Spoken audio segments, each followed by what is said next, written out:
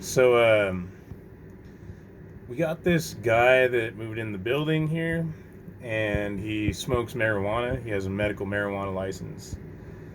And I told him that I have schizophrenia, and marijuana activates and exacerbates my schizophrenia. And he's like, "Well, I have a medical need. What do you expect me to do?" Literally in a whiny voice.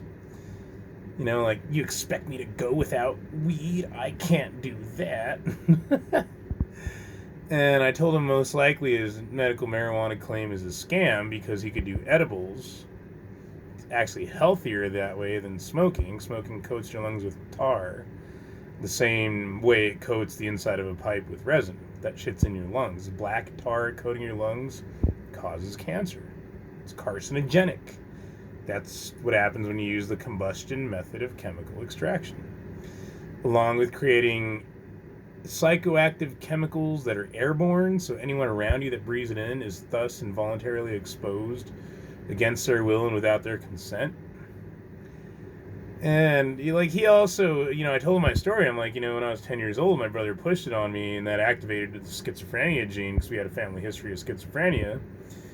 And that led to me being homeless and on drugs most of my life. And he's like, "I am against anyone under 18 smoking it." But he's living like 10 feet, 20 feet away from a daycare and smoking it 20 feet away from a daycare. So the smoke he's creating is going in the lungs of the children at the daycare. So he's just a fucking liar. Like all drug junkies are, like all weed junkies are.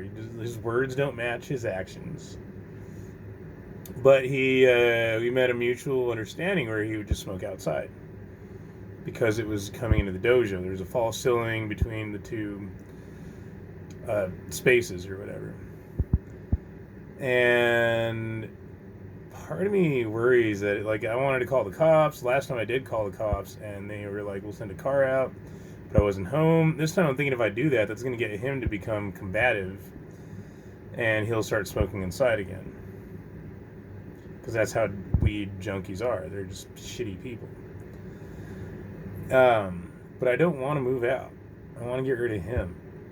So the weird thing about his marijuana smoke activating my schizophrenia just now is I was afraid to call the cops. I was like, I had this heightened sense of paranoia about it from the schizophrenia, from his weed smoke.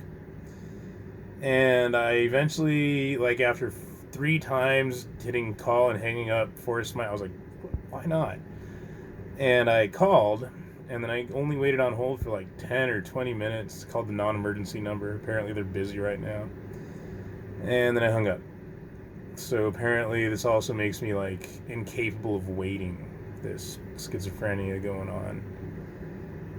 And the worst thing is I have all this stuff going on with school, and I'm worried that moving will make my grades suffer, because it'll take like 3 days, 5 days, however long to get to where I'm going.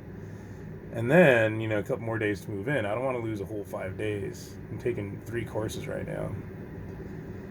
Yeesh. So, once this wears off, once I come back to sanity, I'm going to have to go to the police and just ask them, is there anything I can do to get rid of him or force him to stop smoking on the property? And if not, then I'm going to have to move. I don't want to move. I really like it here. I'm at a Taekwondo dojo. I got a green belt already. It's awesome. Yeah.